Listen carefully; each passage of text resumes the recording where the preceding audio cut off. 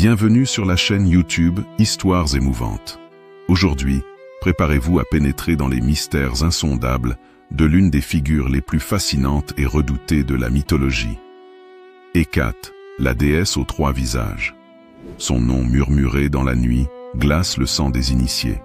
Protectrice des sorcières, maîtresse des ombres et gardienne des croisées des chemins, Hécate règne sur trois domaines interdits, la magie, la nuit et le destin. Qui est-elle vraiment?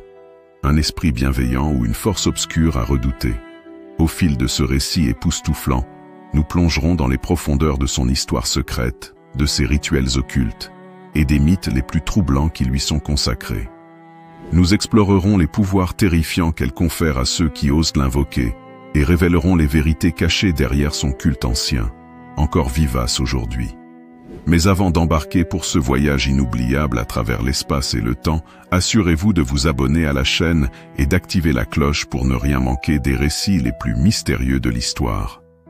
Et si cette légende vous fascine déjà, laissez un pouce bleu pour soutenir notre travail. Prêts à franchir le seuil de l'inconnu?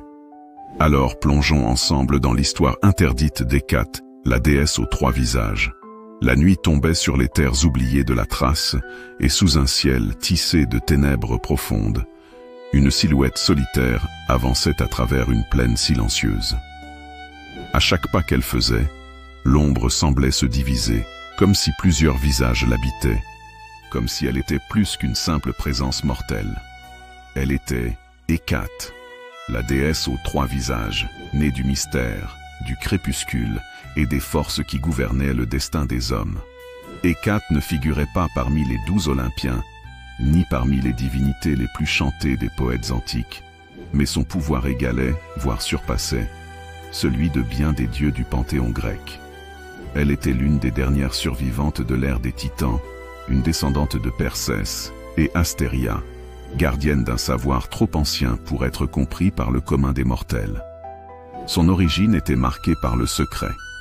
Astéria, sa mère, était une déesse de la nuit et des astres, poursuivie sans relâche par Zeus, qui désirait faire d'elle sa concubine. Mais refusant de céder à l'avidité du roi des dieux, Astéria s'élança depuis le ciel étoilé et chuta dans l'océan, se transformant en une île mystique qui deviendrait plus tard Délos. Mais avant cette métamorphose, une chose étrange s'était produite. Elle donna naissance à une enfant dont la présence même semblait troubler l'équilibre du monde.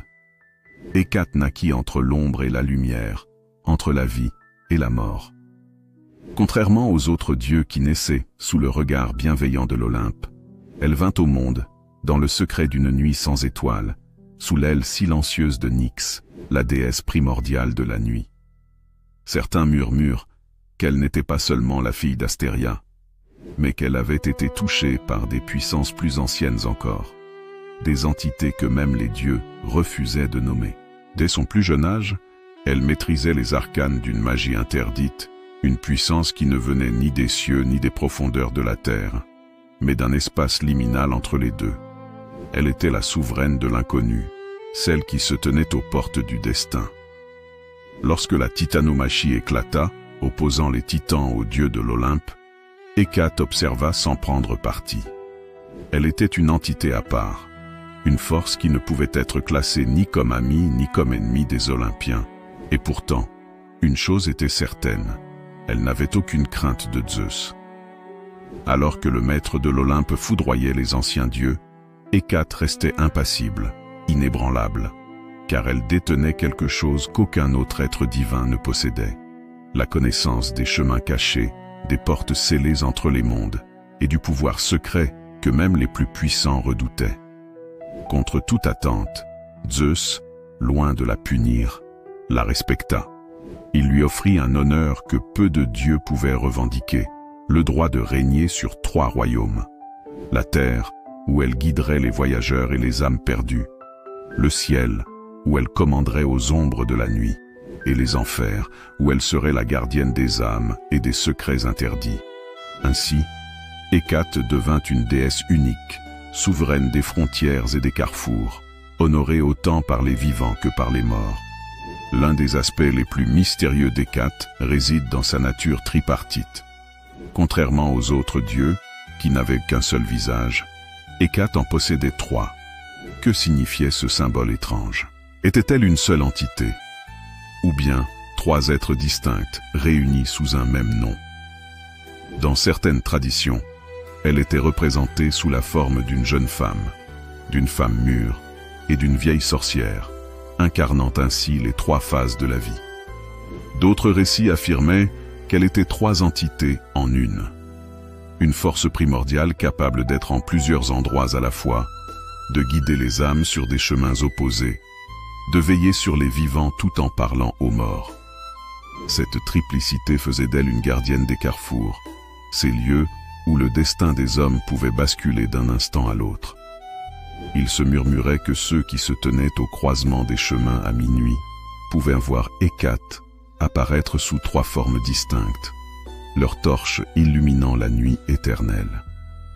Hécate n'était pas une déesse que l'on priait à la légère. Elle n'écoutait que ceux qui savaient lui parler. Contrairement aux Olympiens qui acceptaient volontiers les prières des foules, Hécate ne répondait qu'aux initiés, à ceux qui avaient pénétré les mystères de sa magie. Les offrandes qui lui étaient faites étaient toujours laissées à des croisements, car ces lieux étaient considérés comme les portes de son royaume. On lui offrait du pain noir, du miel, de l'ail, et parfois même du sang, car elle régnait aussi sur les âmes des défunts, et il fallait s'assurer de ne pas attirer son courroux.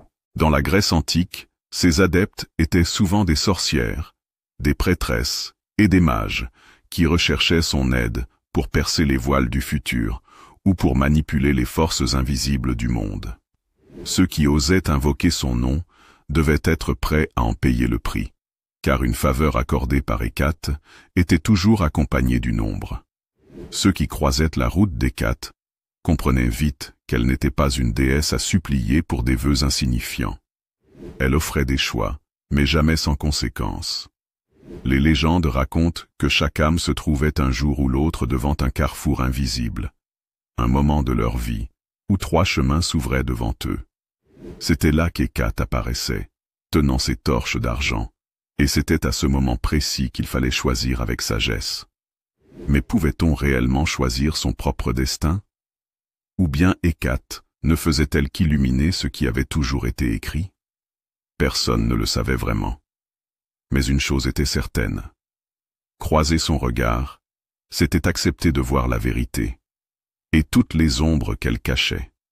Le vent hurlait à travers la vallée déserte, portant avec lui des murmures venus d'un autre monde.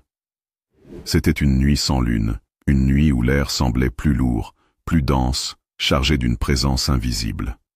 À la croisée des chemins, un sanctuaire oublié se dressait, son autel recouvert de cendres anciennes. Là, dans l'obscurité, une ombre avançait, portant 3 torches flamboyantes. Hécate était là. Ceux qui osaient la regarder dans les yeux savaient qu'elle n'appartenait ni aux vivants, ni aux morts. Elle marchait entre les mondes, gardienne des âmes errantes, protectrice des ombres oubliées et reine des spectres nocturnes. Son pouvoir s'étendait bien au-delà de la simple sorcellerie. Elle était la clé des portes de l'au-delà. Dans la Grèce antique, Hécate était intimement liée au monde des morts. Contrairement à Hadès, qui régnait en maître sur les enfers, elle arpentait les ténèbres en guide, portant ses torches pour éclairer le chemin des âmes perdues. Elle était celle qui accompagnait les défunts vers leur destination finale, mais aussi celle qui donnait refuge aux esprits errants, à ceux qui n'avaient pas trouvé le repos. Les anciens Grecs croyaient que les nuits d'Hécate, en particulier lors des nouvelles lunes, étaient des moments où les morts revenaient parmi les vivants.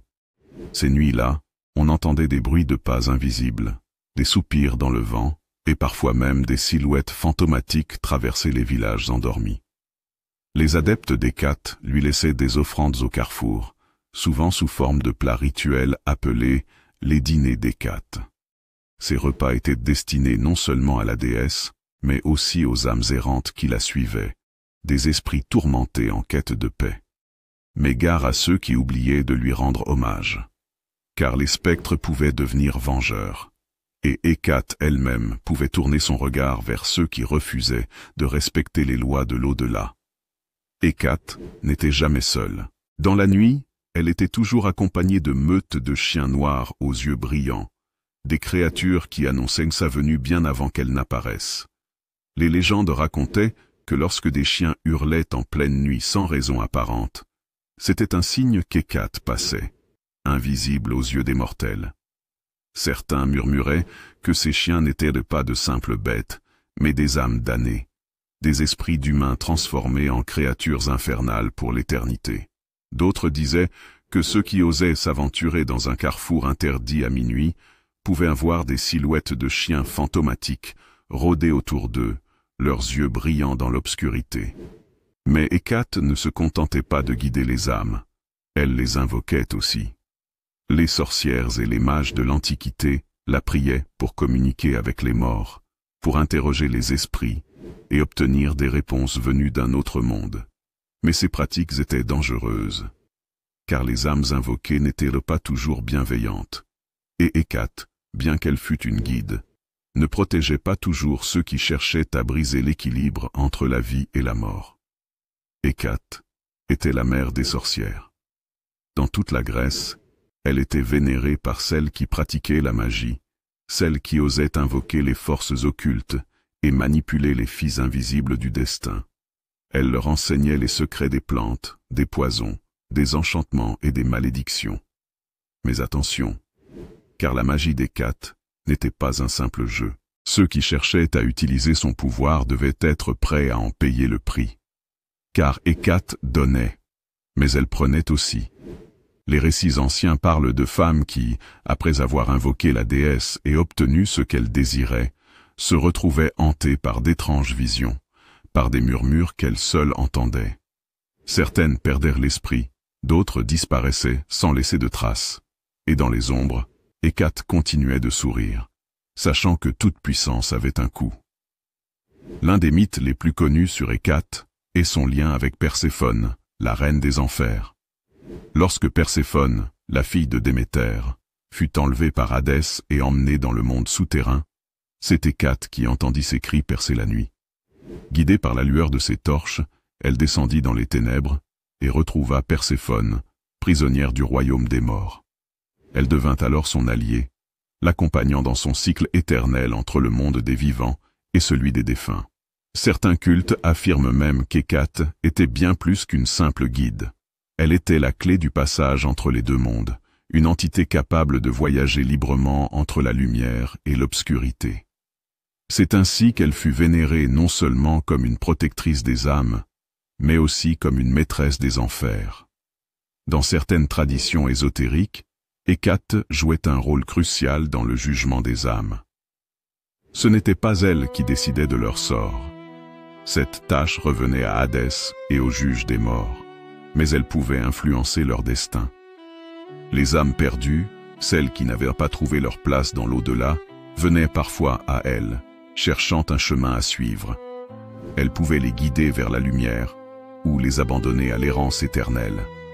Et parfois, elle les renvoyait dans le monde des vivants, sous la forme d'ombres vengeresses. C'est pourquoi les anciens craignaient tant son nom. Car invoquer Hécate, c'était ouvrir une porte qu'on ne pouvait refermer.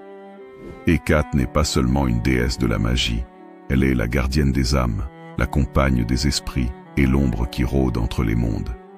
Elle guide les âmes, protège les sorcières et détient les clés des enfers.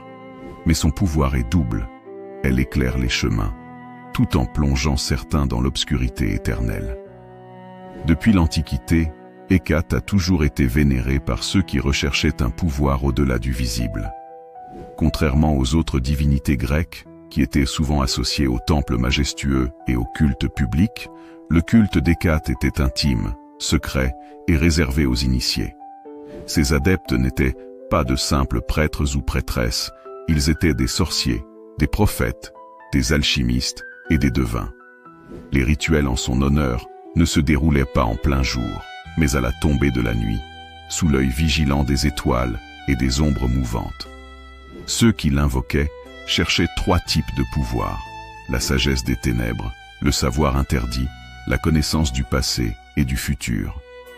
La magie noire et blanche, l'art des malédictions, des enchantements et des bénédictions. Le pouvoir sur les morts. la capacité de parler aux esprits et d'influencer leur sort. Mais approcher Hécate n'était pas sans danger.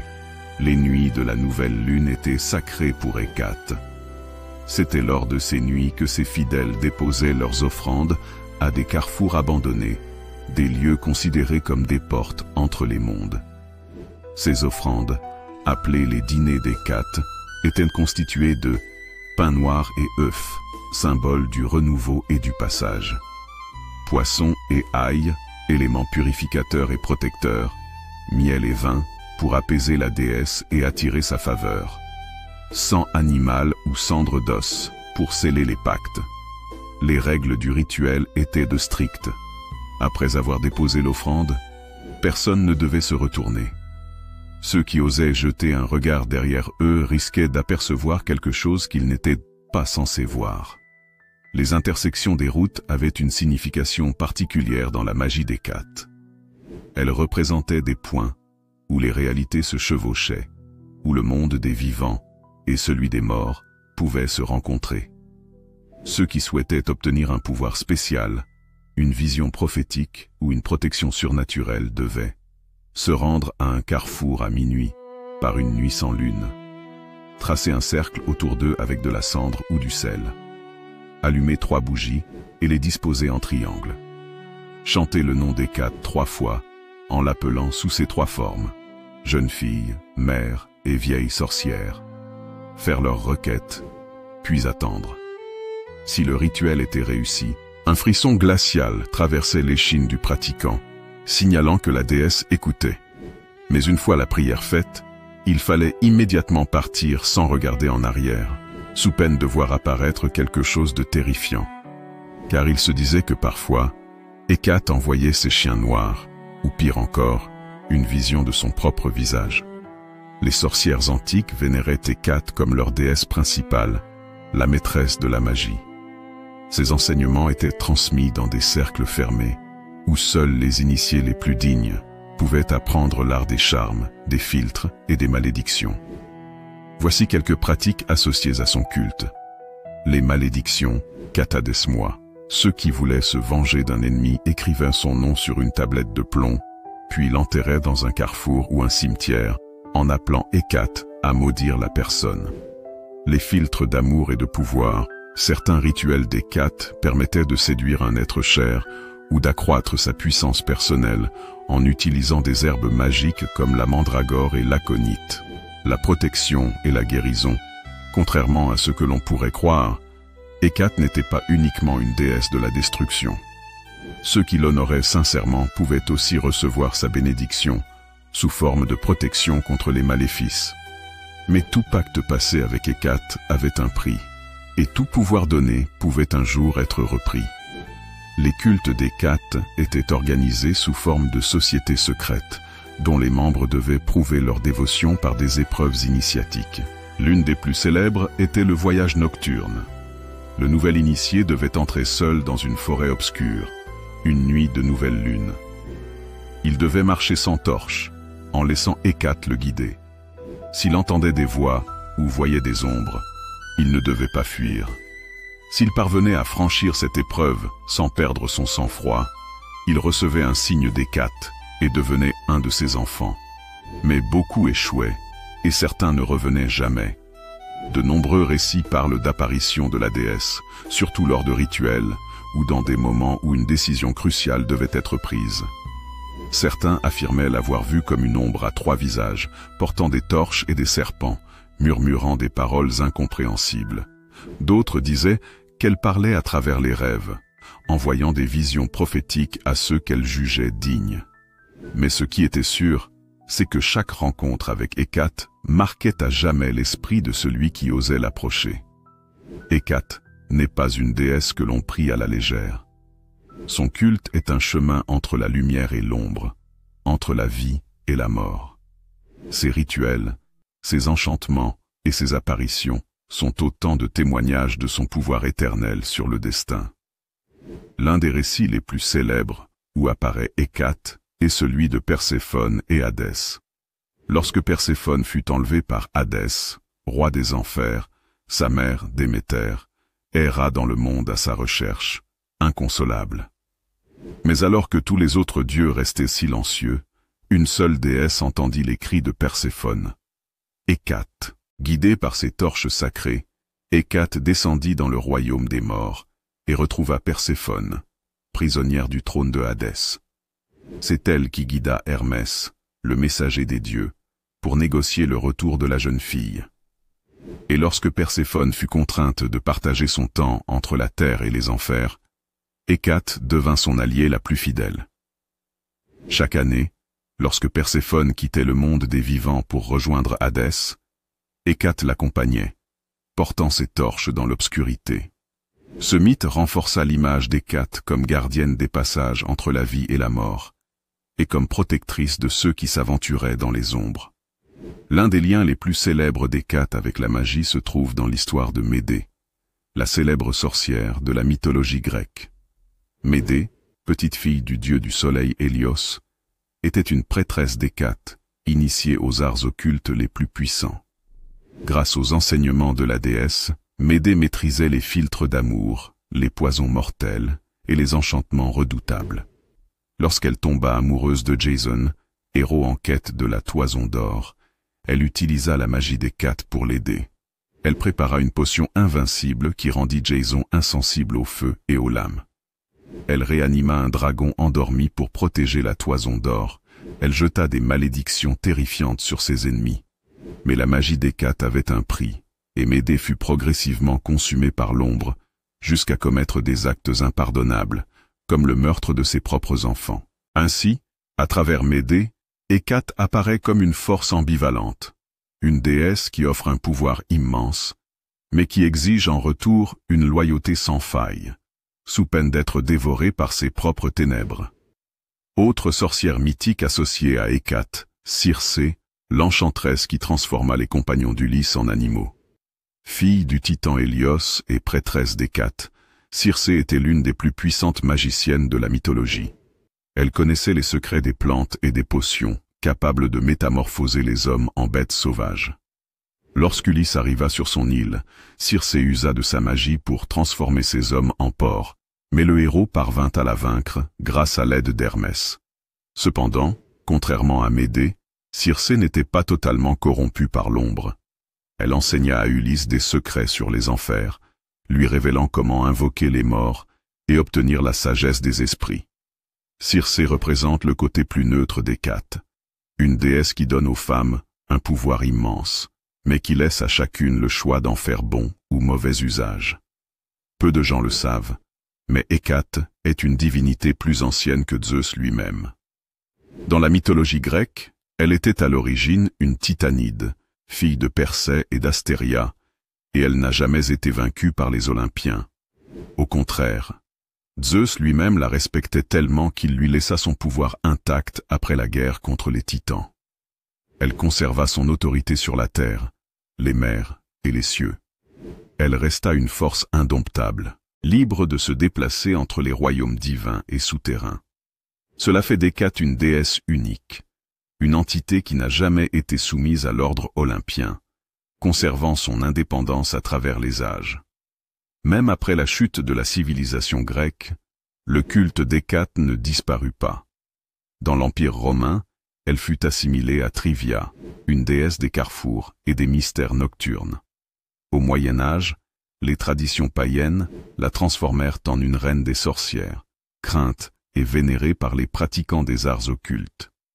Dans les traditions modernes, elle est une figure centrale de la Wicca et des mouvements ésotériques contemporains.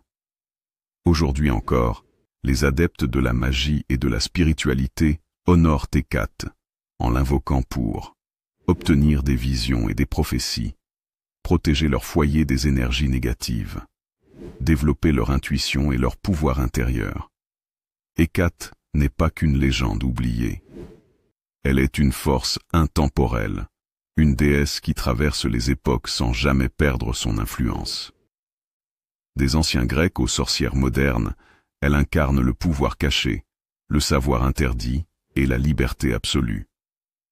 Depuis des siècles, des témoignages troublants évoquent des apparitions d'Hécate dans des lieux hantés, des carrefours obscurs et même dans les rêves de ceux qui la vénèrent. Certains racontent avoir vu, au détour d'un chemin abandonné, une silhouette drapée de noir, tenant des torches et accompagnée de chiens aux yeux brillants. D'autres affirment avoir entendu des murmures inexplicables après avoir déposé une offrande sur une tombe ou un croisement désert. Cas documenté.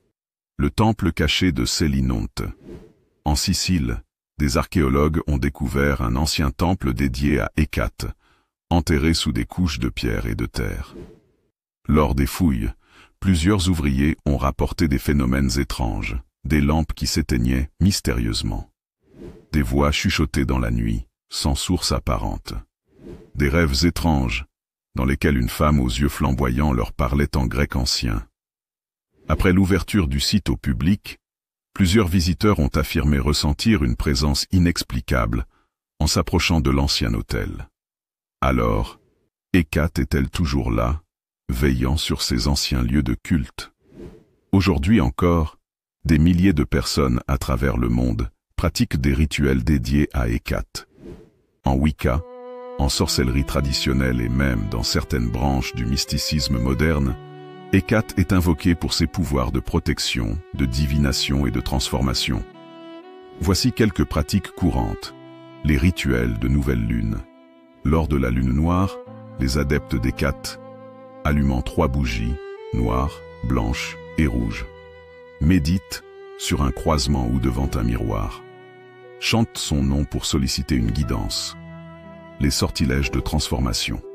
Les sorcières modernes utilisent la puissance d'Hécate pour abandonner une ancienne version d'elles-mêmes et renaître. Développer leur intuition et leur clairvoyance. Briser les liens toxiques et avancer vers un renouveau.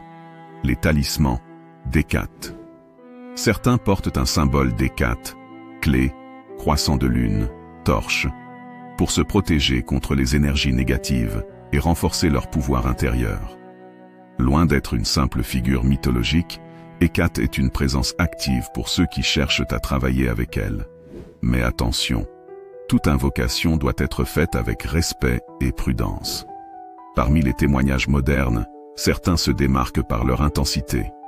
Le cas d'Helena, la dame aux 3 visages. En 2017, une femme nommée Helena, passionnée d'ésotérisme, décida de tenter un ancien rituel d'Hécate dans une forêt d'Europe de l'Est.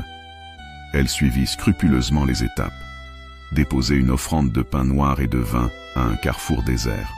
Allumer 3 bougies et prononcer une prière en grec ancien. Se tenir dans l'obscurité en attendant un signe. Ce qu'elle vit par la suite la hanta pendant des années. Elle raconte qu'après quelques minutes, 3 ombres se matérialisèrent devant elle, chacune arborant un visage différent. Une jeune fille, une femme mûre et une vieille sorcière. Elles lui parlèrent dans une langue inconnue. Et lorsqu'elle ouvrit les yeux après avoir trébuché, les bougies étaient éteintes et l'air était devenu glacial. Depuis cette nuit, Helena affirme avoir développé des intuitions inexplicables et voit régulièrement des silhouettes au carrefour, toujours accompagnées de chiens noirs. Bien que les temples antiques d'Hécate aient disparu pour la plupart, certains lieux lui sont encore dédiés dans le monde moderne. Le sanctuaire d'Hécate à Lagina, Turquie. L'un des seuls temples encore accessibles aujourd'hui, où des pèlerins viennent parfois laisser des offrandes dans le secret. Le temple de Wicca en Angleterre. Un groupe de pratiquants contemporains a recréé un espace sacré dédié à Hécate, où des rituels ésotériques sont pratiqués lors des sabbats wiccans. Les sectes cachées. Certains mouvements occultes vénèrent toujours Hécate, bien qu'ils restent discrets. On parle notamment de groupes initiatiques en Italie et en Grèce dédiés au mystère d'Hécate, de loges secrètes où l'on enseigne encore les anciennes prières en son honneur, de cercles modernes de sorcières qui la considèrent comme leur grande guide. Même si peu d'informations filtrent sur ces groupes, il est certain que le culte d'Hécate n'a jamais totalement disparu. Pourquoi, après des millénaires, Hécate continue-t-elle de captiver autant de personnes? La réponse est simple. Elle incarne un pouvoir intemporel. Elle est la gardienne de la nuit, de l'invisible, de ce que nous ne comprenons pas encore. Elle nous apprend à embrasser l'inconnu et à voir au-delà des apparences. Elle représente la liberté absolue, la connaissance interdite et la transformation intérieure. Dans un monde où de plus en plus de gens cherchent un sens spirituel, Hécate réapparaît comme une figure puissante, une guide pour ceux qui osent marcher entre lumière et ombre. Hécate n'est pas une simple légende du passé.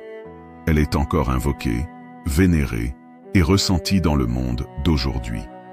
Que ce soit à travers des témoignages mystérieux, des rituels modernes ou des phénomènes paranormaux, elle continue d'exercer son influence sur ceux qui osent s'aventurer dans son royaume. L'un des aspects les plus fascinants d'Hécate est sa triple nature, la jeune fille, l'innocence, le commencement, le potentiel inexploité. La mère, la pleine puissance, la maturité, la maîtrise de la vie. La vieille sage, la sagesse, la fin du cycle, la connexion avec l'invisible. À travers cette trinité, Hécate nous rappelle que tout dans la vie suit un cycle et que nous devons accepter chaque étape. Leçon à en tirer. Chaque phase de la vie a une valeur. Il ne faut pas craindre le changement, car l'évolution est naturelle. Le passé, le présent et le futur sont liés. Ce que nous étions forge ce que nous devenons. La mort n'est pas une fin, mais une transformation. Rien ne disparaît vraiment, tout se métamorphose. Hécate nous invite à embrasser ce cycle plutôt qu'à le redouter. Hécate est souvent associée au destin, mais est-elle une maîtresse du futur ou bien une guide qui nous aide à choisir? Dans l'Antiquité, elle était invoquée pour éclairer ceux qui hésitaient entre plusieurs chemins. Cela signifie-t-il que nous sommes libres de choisir, ou bien que tout est déjà écrit? Les deux clés du destin selon Hécate. 1. Le destin fixe, Ananké. Certaines choses ne peuvent être changées. 2. Le destin malléable, Moira. D'autres sont influencés par nos choix. Hécate ne nous force pas sur un chemin. Elle éclaire les possibilités et nous laisse décider. Leçon à en tirer. Nous avons plus de contrôle sur notre avenir que nous le croyons. Les choix que nous faisons aujourd'hui façonnent notre destinée. Écouter son intuition peut nous guider vers la bonne décision. Ainsi, Hécate nous pousse à prendre notre vie en main, sans attendre que le destin décide à notre place. En tant que déesse de la nuit et de l'invisible, Hécate est une initiatrice des mystères. Elle ne rejette pas les ténèbres, mais les comprend. Dans la vie moderne, nous avons tendance à fuir nos peurs, nos doutes, nos blessures, mais selon Hécate, le véritable pouvoir vient de l'acceptation. Les 3 étapes pour maîtriser son ombre, selon Hécate. 1. Regarder en face ce que nous refoulons, peur, traumatisme, colère. Les comprendre et apprendre d'eux plutôt que de les nier. Les intégrer dans notre force intérieure, au lieu de les laisser nous contrôler. Leçon à en tirer. Nos ombres ne sont pas nos ennemis, mais nos enseignantes. Accepter sa part sombre permet de devenir plus fort et plus complet. Hécate nous encourage à plonger dans nos profondeurs pour y trouver la vérité. Hécate est la gardienne des carrefours, des portes entre l'ancien et le nouveau, entre le connu et l'inconnu. Dans la vie, nous sommes souvent bloqués à un carrefour, face à une décision importante. Parfois, la peur nous empêche d'avancer, mais Hécate nous enseigne que le changement est inévitable et que les portes ne doivent pas rester fermées. Les 3 règles du passage selon Hécate. 1. Toute porte qui se ferme ouvre une nouvelle voie. Ne pas s'accrocher au passé. 2. Le changement est une initiation. Chaque transition est une leçon. 3. Rien n'arrive par hasard. Si un choix se présente, c'est qu'il est temps d'évoluer. Leçon à en tirer. Ne pas avoir peur des tournants de la vie. Voir chaque nouvelle étape comme une opportunité. Accepter que certaines portes se ferment pour en ouvrir d'autres. Hécate ne nous force pas à franchir la porte, mais elle nous montre qu'elle est là. Et que l'autre côté peut être une renaissance. Dans un monde où tout va trop vite, où beaucoup se sentent perdus. Hécate est plus actuelle que jamais.